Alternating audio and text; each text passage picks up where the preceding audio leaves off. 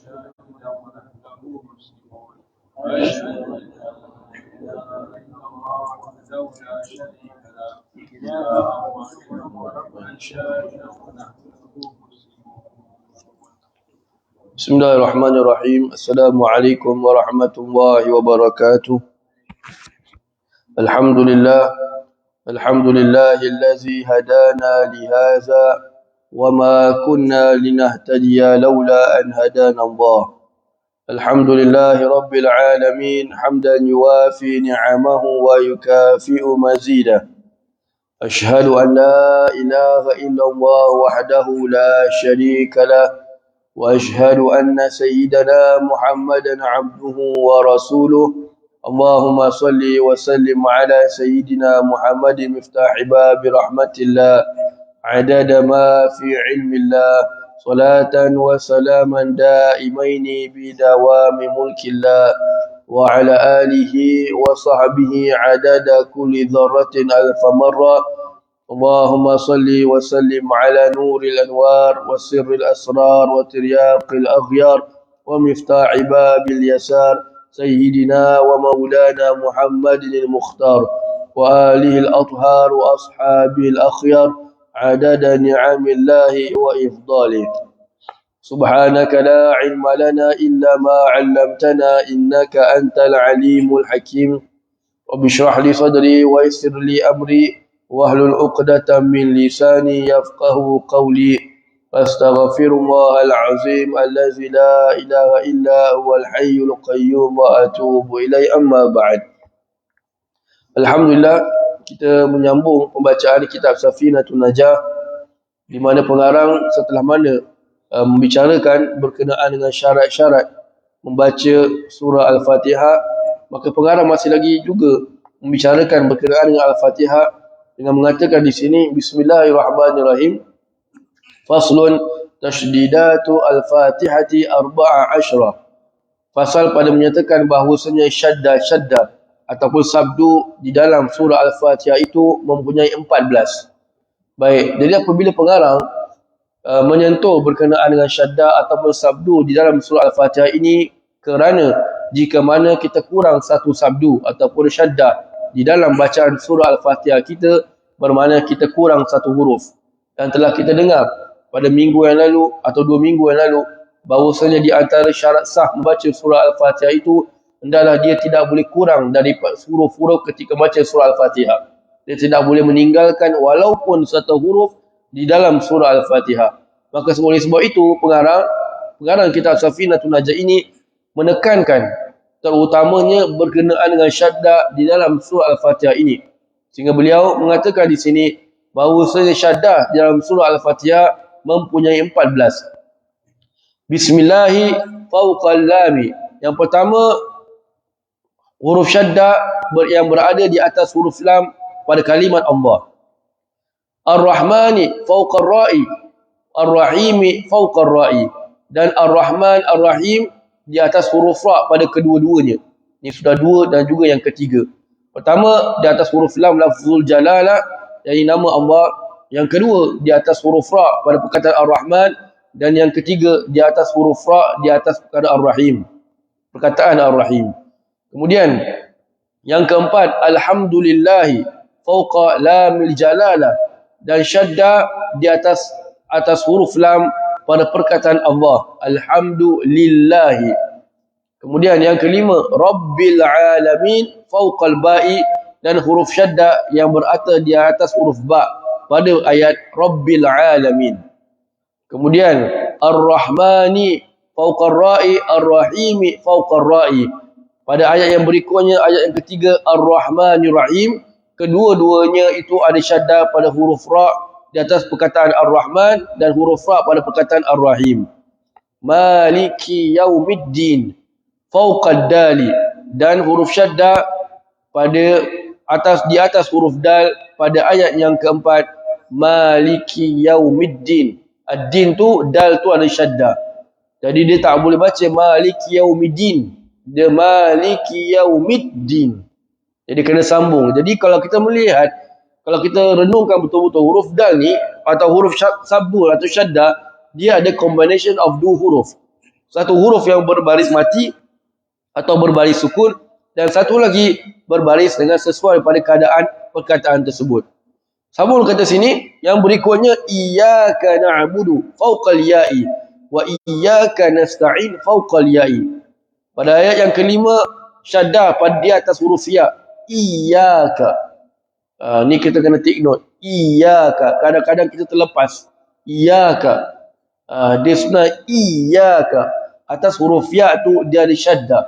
Iyyaka na'budu wa iyyaka nasta'in. Tapi kita jangan ikutkan kita punya was-was. Kalau kita biasa baca dengan iyyaka, cuma hari tu tiba-tiba kita terfikir, ni tadi iyyaka ke iyyaka? Iyyaka. Jadi kalau kita ikutkan kita punya was-was, tak game Al-Fatihah kita. Subhanallah, tak habis. Kemudian sambung kata sini. Ihdinas siratal mustaqim fawqas sadi. Dan di atas huruf sad pada ayat yang ke-6, ihdinas sirata. Di atas huruf sad tu ada sabdu atau syaddah. Ihdinas sirata. Baik. Siratal ladzina, ayat yang ke-7, fawqal lami. Siratal ladzina, atas huruf lam tu ada syaddah. An'amta alaihim ghairil maghdubi alaihim waladdallin. Dalam ayat waladdallin ini ada dua syaddah. Satu di atas huruf dad, lagi satu di atas huruf lam. Ini pun nak kena jaga. Ada yang waladdallin, dia tak sambung pergi depan. Dia waladdallin. Dari dad alif tu, lepas tu ada lam. Lam tu ada syaddah. Jadi ini semua 14 syaddah di dalam surah Al-Fatihah ini kita harus jaga. Tak perlu untuk kita terangkan secara detail, tapi yang harus kita faham di sini adalah jika mana kita meninggalkan satu syaddah daripada bacaan surah Al-Fatihah ini, bermakna kita sudah kurang satu huruf. Bila kurang satu huruf, bermakna Al-Fatihah kita tidak sah.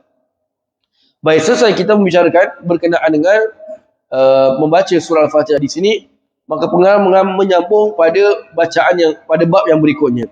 Faslun yusannu raf'ul yadaini fi arba'ati mawadhi'. Fasal pada menyatakan disunatkan mengangkat kedua tangan pada 4 tempat. Yang ini disunatkan mengangkat tangan ketika membaca takbiratul ihram, ketika membaca takbir, bila yang disunatkan untuk mengangkat tangan. Ada yang kita baca takbir tak sunat angkat tangan. Ada yang dipilih, mana yang nak angkat tangan dia angkat tangan, mana dia tak nak dia tak nak. Jadi pengarang mengatakan di sini disunatkan mengangkat tangan ketika baca Allahu Akbar atau baca takbir itu pada 4 tempat. Hanya 4 tempat ini saja kita disunatkan untuk mengangkat tangan ketika membaca Allahu Akbar.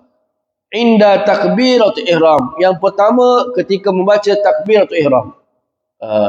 Jadi sekarang ni pengarang awal tadi mengatakan disunatkan mengangkat kedua tangan.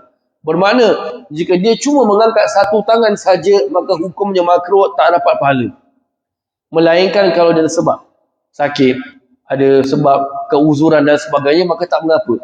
Tapi kalau tak ada reason, sengaja just takbir Allahu Akbar, satu tangan saja, maka hukumnya adalah makruh. Baik.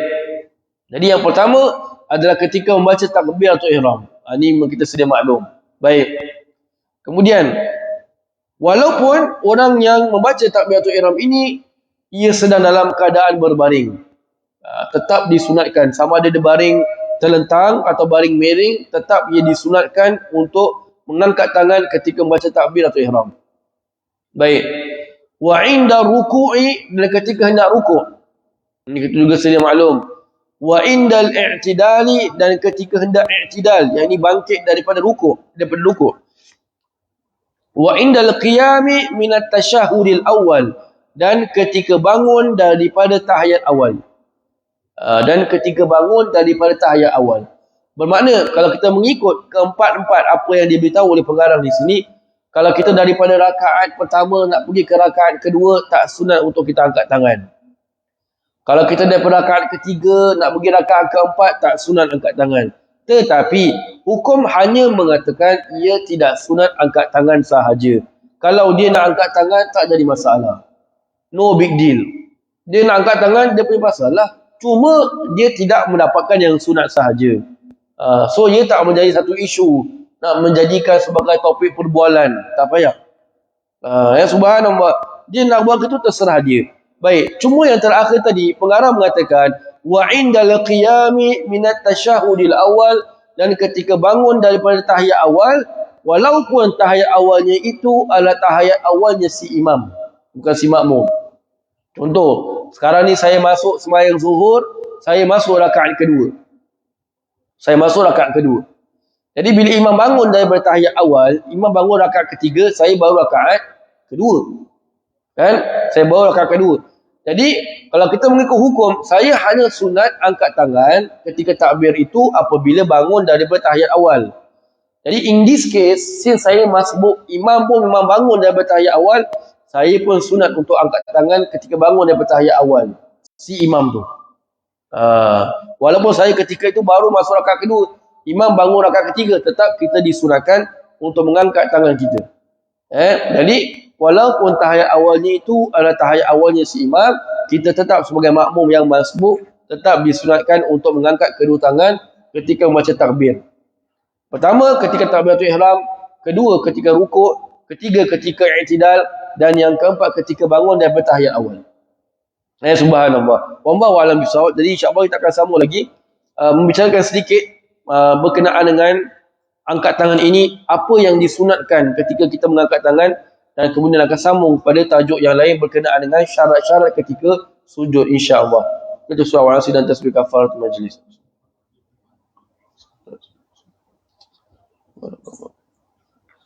Sallallahu alaihi wasallam. آمين آمين يا رب العالمين. ربنا تقبل دعاءنا وأعمالنا وصلاتنا إنك أنت السميع العليم، وتب علينا يا مولانا إنك أنت التواب الرحيم. دعوهم فيها سبحانك اللهم وتحياتهم فيها سلام، وآخر دعوهم الحمد لله رب العالمين.